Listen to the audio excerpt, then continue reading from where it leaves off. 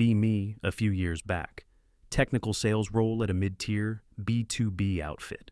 We dealt in heavy-duty enterprise software, the kind that quietly keeps factories humming and supply chains from collapsing.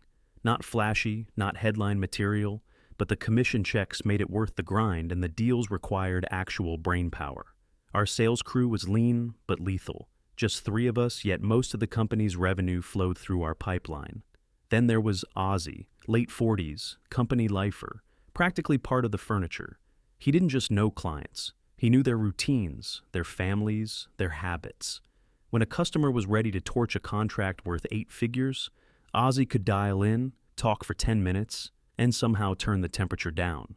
His real leverage wasn't persuasion, it was credibility. In a space where one bad move costs millions, people believed he wouldn't burn them. And that belief carried everything. Then there was Austin. He was the hunter. A younger guy, maybe late 20s, impossibly charismatic. He could cold call a CEO and have a meeting scheduled by the end of the conversation. He was the one who brought in new blood, broke into new markets. He was pure, unfiltered social engineering in a well-fitted suit. He could make people feel like buying our software was their own brilliant idea. And then there was me. I'm Eric, the nerd, the brain. My job was to understand our software inside and out.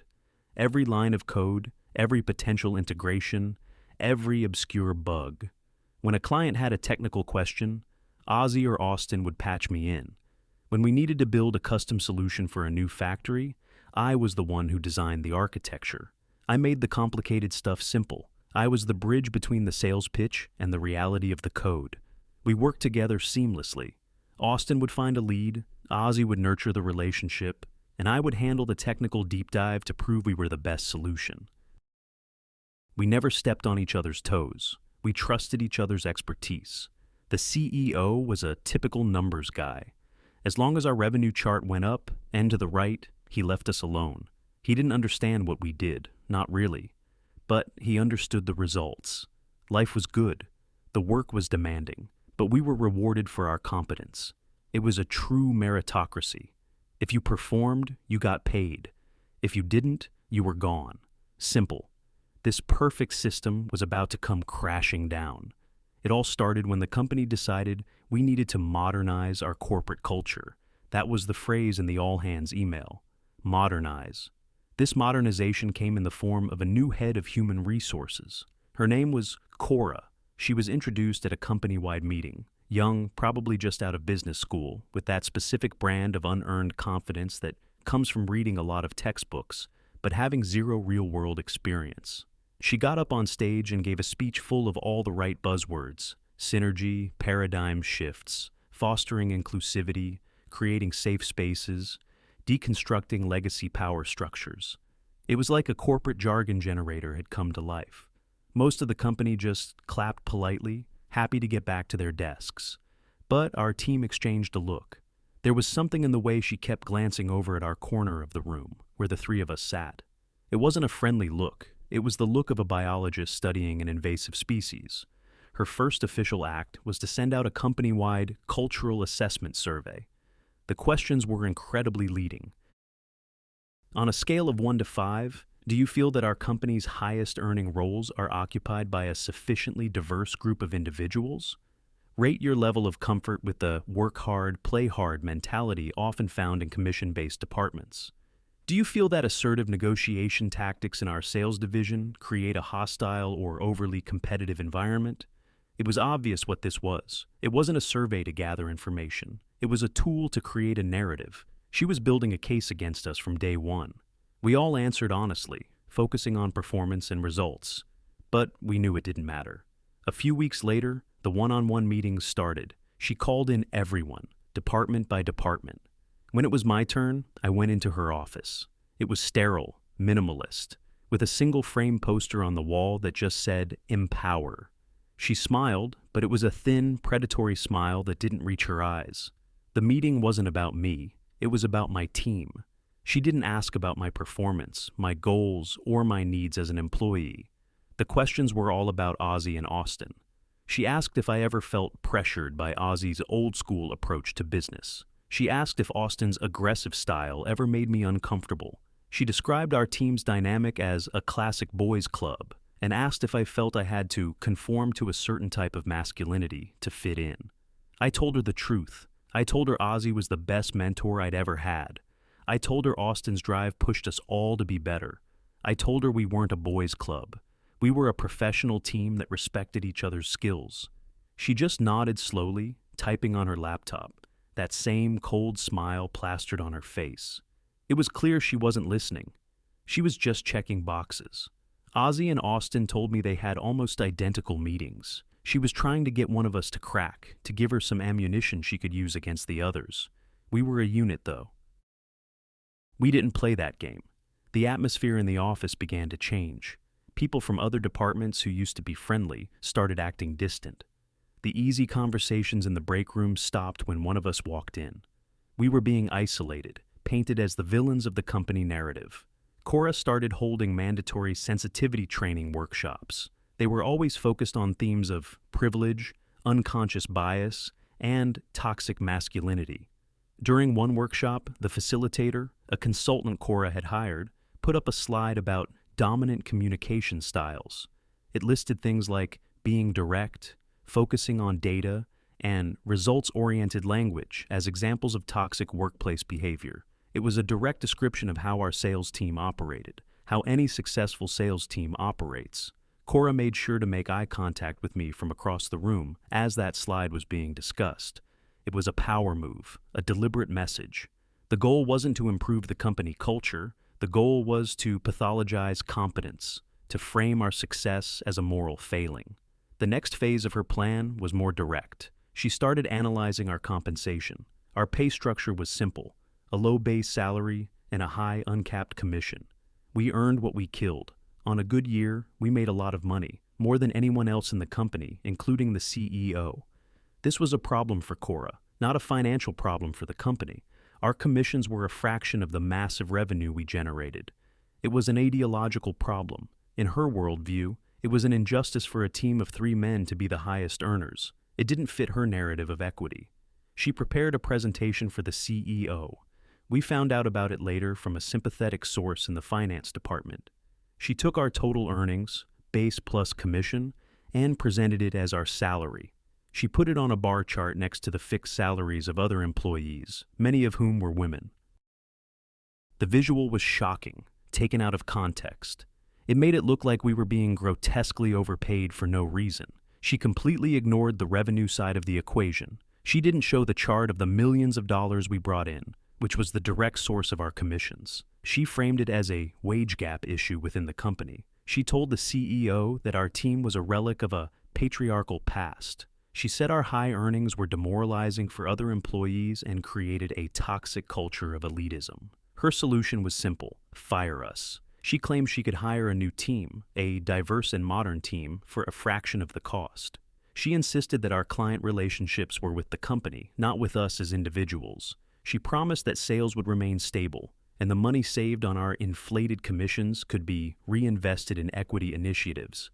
The CEO was weak. He was a follower, not a leader. He was terrified of bad PR, of being labeled as problematic or old-fashioned.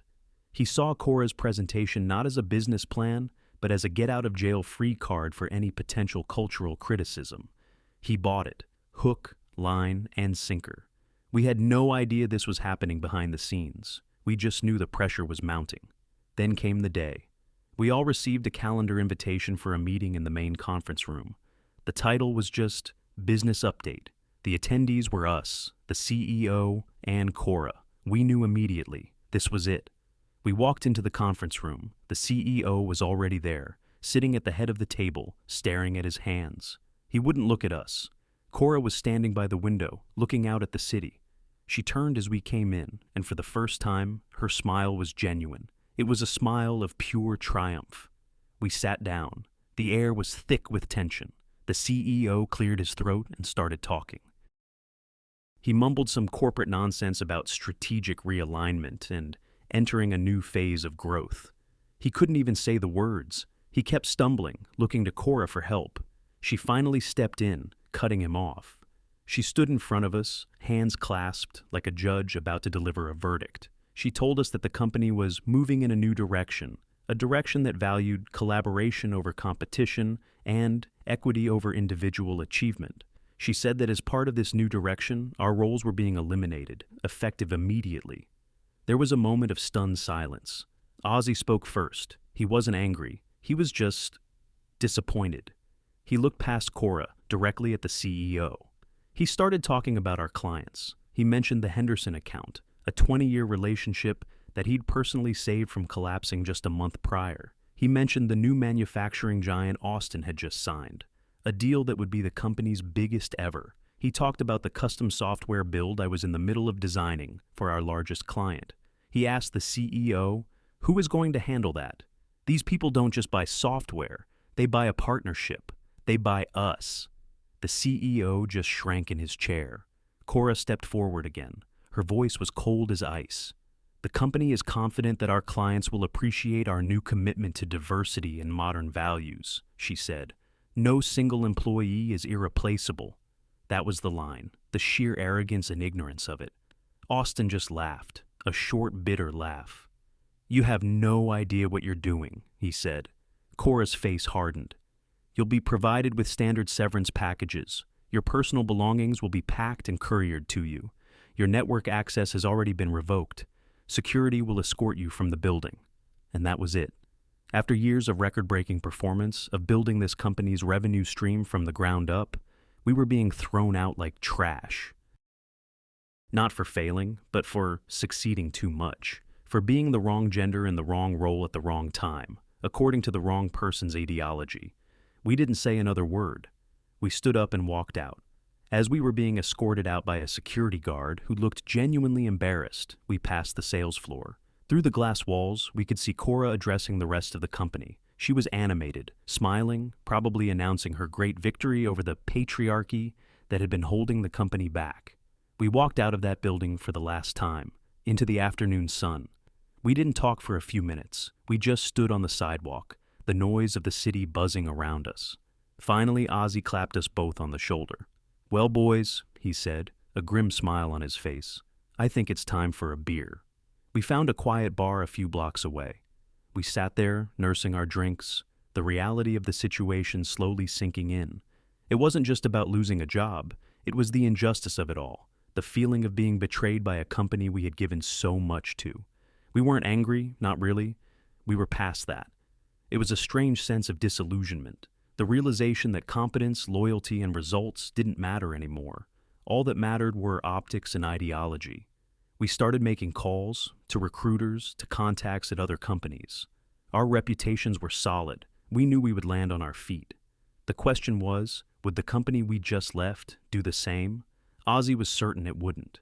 He explained that our key clients were boomers, old-school business guys. They didn't care about corporate values or inclusivity initiatives. They cared about whether their multi-million-dollar operations would grind to a halt because of a software bug. They cared about getting a straight answer from someone they trusted at 2 a.m. on a Sunday. They're not going to talk to some HR drone, Ozzy said, swirling his beer. They're going to call my cell. And when I tell them I don't work there anymore, all hell is going to break loose. We spent the rest of the afternoon there, planning our next moves, trying to make sense of the absurdity of it all. As we were about to leave, Austin's phone buzzed. It was a text from a friend still at the company. He read it out loud. Cora just introduced the new sales team. It's 3 junior marketing assistants who've never made a sales call in their lives. Good luck, guys.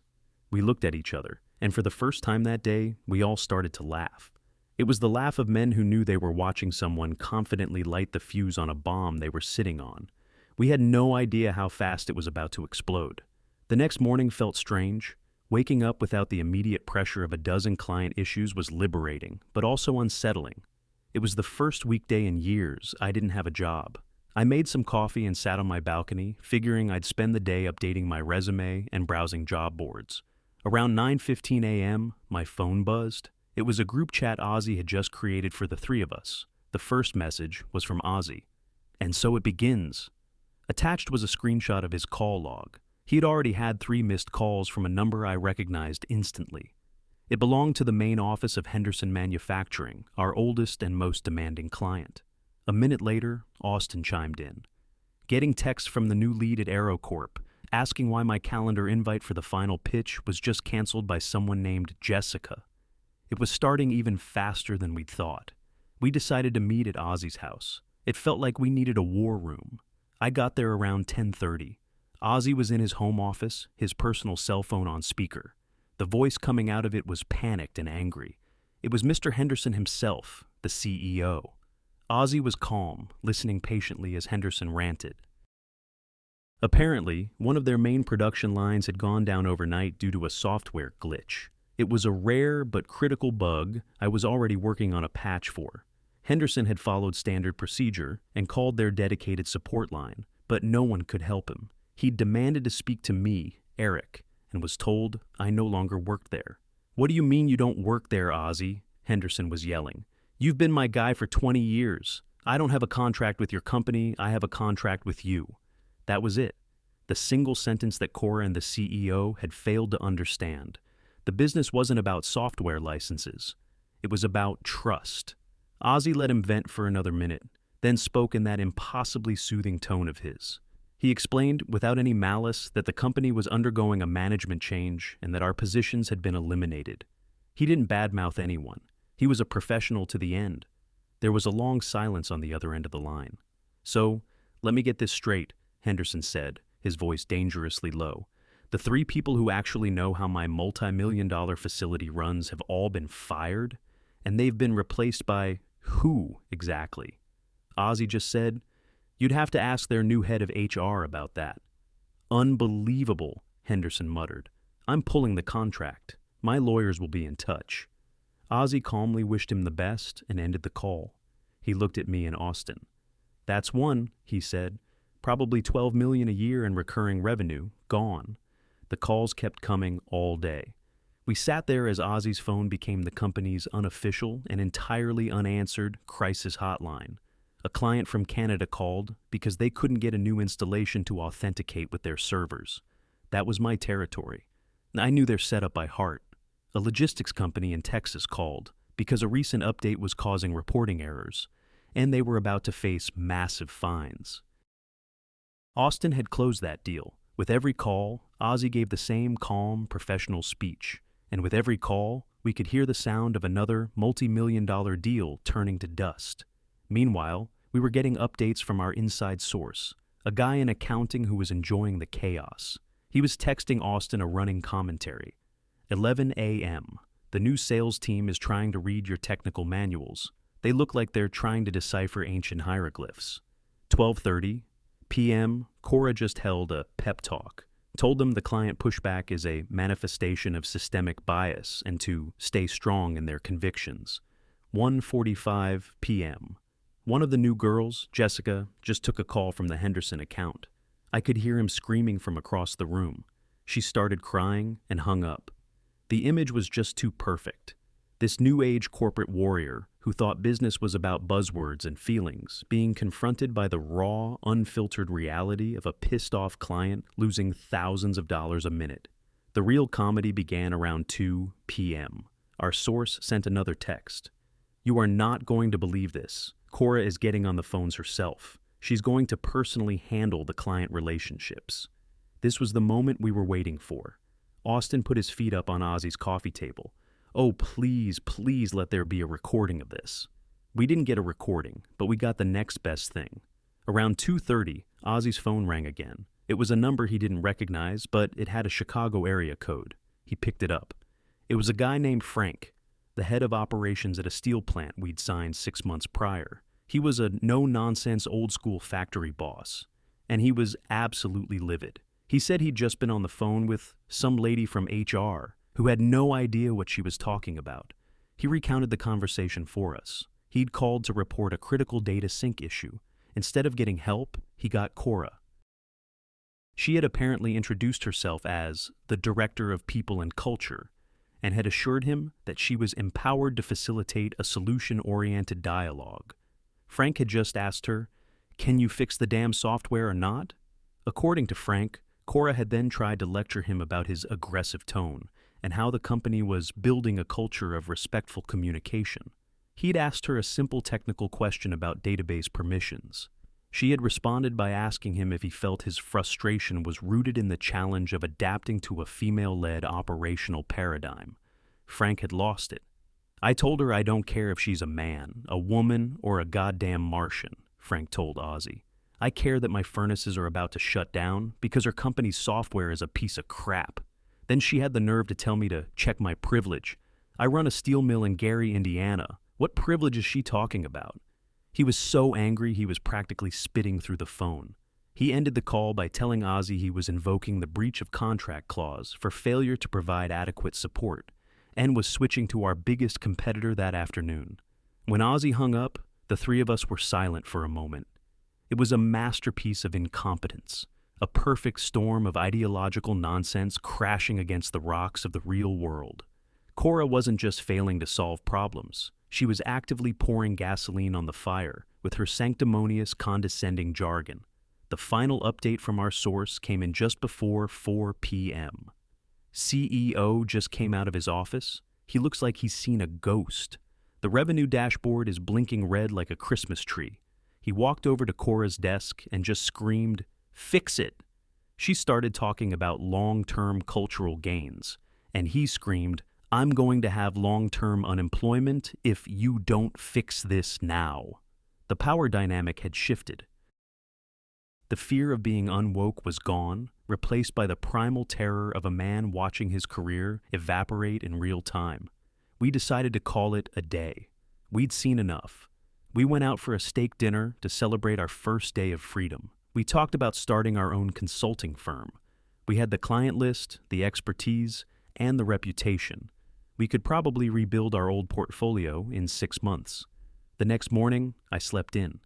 Around 11 a.m., my phone rang. It was Ozzy. "It's time," he said. "What's time?" I asked. "The call, the CEO. He just texted me. We need to talk. Urgent." I met them back at Ozzy's house. We huddled in his office like it was a presidential briefing. We let him wait for about an hour. Then, Ozzy texted back a simple, "I can talk now." Not 30 seconds later, the phone rang.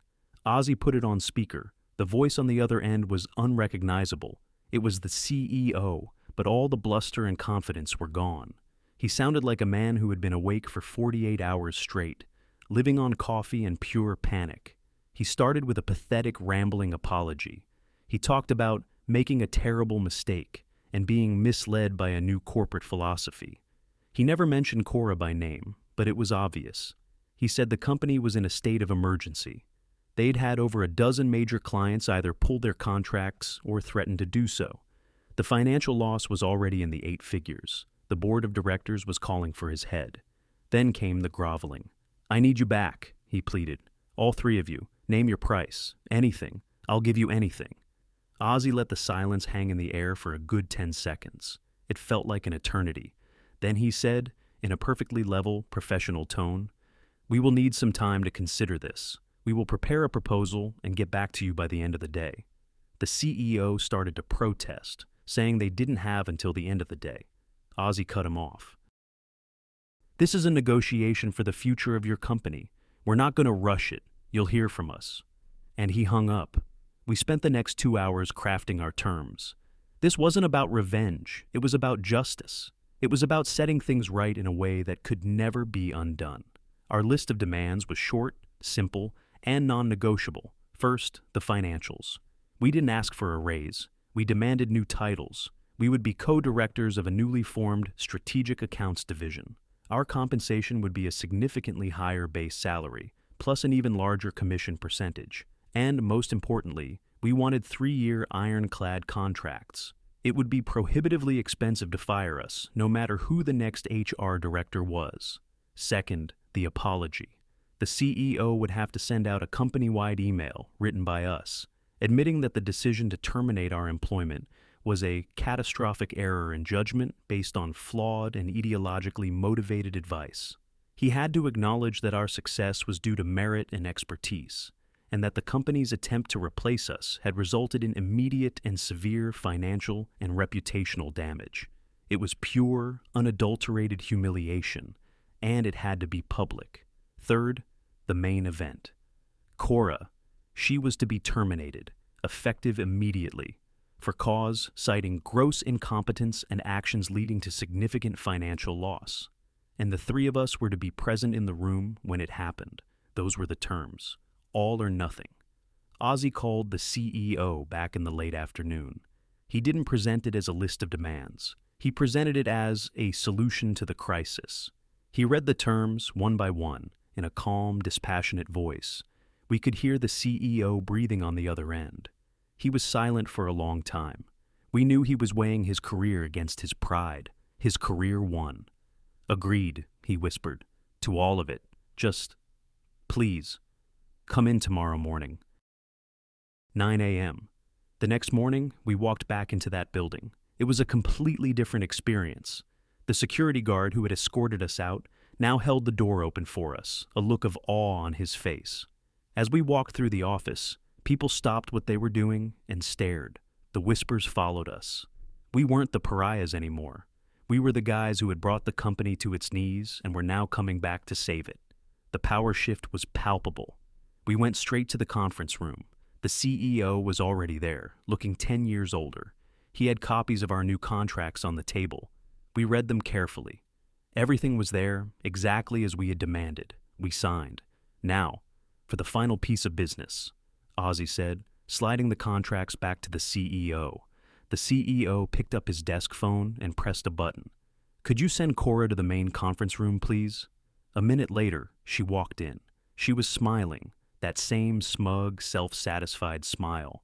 She probably thought she was being brought in for a strategy session on how to handle the crisis she'd created. Then she saw us, sitting at the table. The smile vanished. Her face went pale. The color drained from her cheeks. The gears were turning in her head, the reality of the situation crashing down on her. She looked from us to the CEO and back again. "What is this?" she asked, her voice trembling slightly.